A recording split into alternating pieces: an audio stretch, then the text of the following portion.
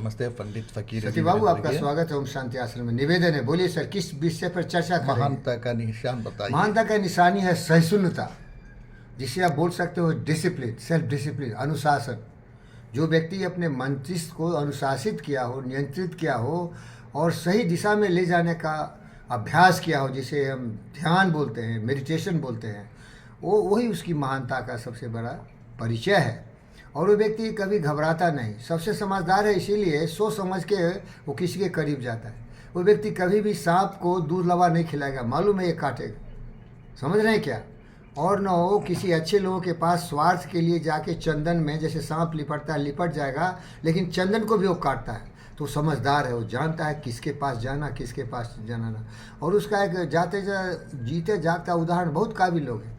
एक सत्यनारायण गौड़ है, डॉक्टर सत्यनारायण है, एक डॉक्टर पिंगल लेडी है, जो हमारे आसपास में रहते हैं। ये लोग कभी भी उन लोगों के सुन लेते हैं, लेकिन उसे मुंह नहीं लगाते। और अगर दुर्भाग्य से अगर वो व्यक्ति कभी तो चांस नहीं मिलेगा, क्योंकि सती बाबू तो बर्दाश्त कर लेंगे, डॉक्टर सत्यनारायण तो जाएगा ही नहीं, डॉक्टर सत्या गौड़ तो जाएगा ही नहीं, लेकिन पिंगल लेडी वो बर्दाश्त नहीं करेगा, इसीलिए कभी जाता भी नहीं। देखिए उसका मोर्चा है, उसके जितने चट्टे बट्टे हैं, उसके जो दोस्त लोग वहीं जाए वही डील करते हैं, और उनके पास पूरा खुराक है, दवाई लेके चलते हैं। जैसे आप दवाई नहीं लाते हो ना, आप वैसे ही खाली हाथ आते हो ना, क्लिनिक आपका वहाँ है ना, उसका क्लिनिक भी उसके पास रहता है।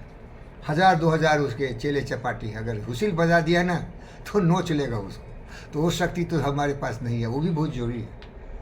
समझ रहे हैं क्या?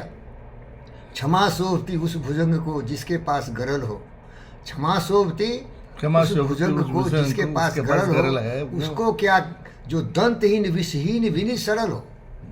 अब जैसे मैं क्या हूँ, हम और आप क्या है? मजबूरी का नाम गांधी। हम क्या है? मजबूरी का नाम गांधी। हमारे पास तो न वो खुराफात विचार है, विचार भी नहीं है ना। हम मार काट करने वाले नहीं है भाई, हम लोगों को पूजा करने वाले हैं, उनसे आशीर्वाद लेने वाले हैं। क्योंकि हर मनुष्य में मैं देवता का स्वरूप देखता हूँ।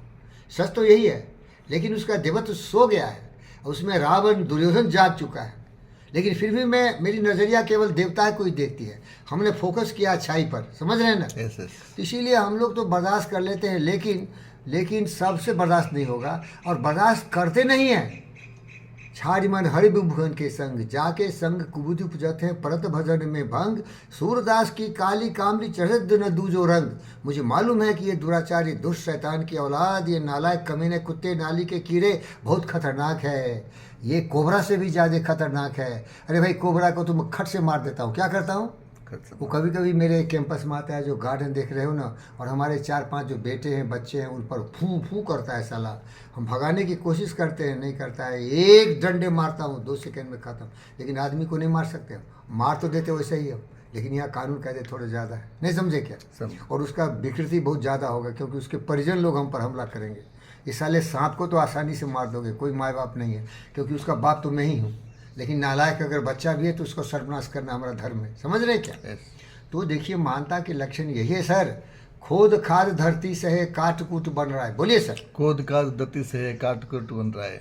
कुटिल वचन साधु से है, कुटिल वचन साधु से है, औरों से सहा न जाए। क्योंकि धरती माता है ना, कितना भी बोर्ड ड्रिल कर दो, कितना भी इनके सीने में खंजर मारो, लेकिन यही तुम्हें जीवन देते हैं। इन्हीं जमीन से सारे जीवन के साधन आते हैं, दाना पानी, जितने मिनरल्स हैं, जो भी दुनिया में बाहर देख रहे हो, सब ये माता धरती के गर्भ से उतरा।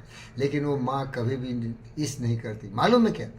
इसीलिए जो हमारे सनातन धर्मी हैं, भारत माता की जय बोलते हैं। एक कहानी छोटी सी 2 लाइन की सुनाता हूँ। एक दुष्ट बालक दारू पीता था, रंडीबाज था, दुष्ट था। घर लेट के आया तो माँ उसको बोला, बेटा इस गलत रास्ते जा रहे हो। उसने गर्दन काट दिया उसका, और ऊपर था वो फर्स्ट फ्लोर पर। तो जब उसको गर्दन काट के सर लेके जा रहा था, तो गर्दन कटा हुआ माँ का दिल बोलता है, बेटा संभल के जाना, संभल के जाना, ये खून जो मेरा गिर रहा है, फिसल जाओगे। कौन? ये माता होता है भाई। समझ रहे क्या? समझ। इसीलिए हम भारत माता की जय करते हैं। इस पर कितना भी तुम आज यातनाएँ करो, कितना भी इनको गंदा करो, पैखाना पेशाब डालो, जो भी करो, तो महान व्यक्ति ऐसे ही होते हैं। दुर्जनों के जितने भी दुराचारी व्यवहार होते हैं, वो महान व्यक्ति बर्दाश्त कर लेता है। समझ रहे हैं? लेकिन समझदार लोग इनसे दूर रहते हैं, क्योंकि आप तो मैक्स शर्मन के साथ बहुत दिन काम किया, बहुत बड़े लॉयर थे, बहुत बड़े काबिल थे। उन्होंने डेसिडेटा लिखा, उसमें क्या कहा? Avoid loud and aggressive people. They are They are vexations to the to spirit. But as far as possible, But as far as try to possible. be in good terms with every Try to person. be in good terms with everybody. तो इतना balance of mind होना चाहिए ना। Yes. तो आपके पास है सत्य बाबू, आप यही करते हैं। और सत्यनारायण गौर भी समझदार आदमी है, वो भी वैसे करते हैं। उनका बेटा हरीश भी अच्छा है सर, बहुत ज्ञानी है। तो यही बोलता हूँ कि दुर्जन कभी भी बर्दाश्त नहीं करेगा, उसको एक मारो 10 मारेगा, नहीं समझे? क्योंकि उसमें कुछ अकल ही नहीं। जानवर हो, जानवर सोचता नहीं, समझदार व्यक्ति सोचता है, और सोचता है ईश्वर परिधाना। उसका जो 5वां क्लॉज है यामा का, उसको याद है कि हम प्रकृति के नियम को पालन करें, हम समाज और परिवार के नियम को पालन करें, हम देश को नियम को पालन करें। ये जो जजमेंट देने का अधिकार है केवल कोर्ट्स को है। कोई हमें दुख दिया, ज़मीन जायदाद हड़प लिया, हमारा कार तोड़ दिया, स्कूटर तोड़ दिया, हमको मारपीट किया, तो धैर्य रखिए और कानून कायदे का सहारा लीजिए, खुद कानून को हाथ में मत लीजिए। समझ रहे हैं ना? Yes. तो उदार चित्त गरीब महान व्यक्ति वही है जो कि कानून कायदे का इस्तेमाल करता है और अपने हाथ में कानून कायदे ले, और वह बुद्धि से, बुद्धि का जो कंट्रोल में करेगा वही ऐसा काम कर सकता है। साधारण व्यक्ति के बस में ये नहीं। खुद का धरती से है काट कुट बढ़ रहा है, कुटिल वचन साधु से है औरों से सहा न जाए। अब एक छोटी सी कहानी है। विष्णु भगवान जंगलों में गाय को चराते थे और पीताम्बर वस्त्रधारी थे। क्या थे? पीताम्बर वस्त्र। पीताम्बर वस्त्र। तो एक आ गया जंगली हिरन और लगा उनको लथियाने। लथार मारना जानते हैं ना? वो पीछे से पैर मारता है, ऐसा घोड़ा भी मारता है, मालूम है क्या? घोड़ा के पीछे जाओगे ना तो ऐसा लथार मार देगा।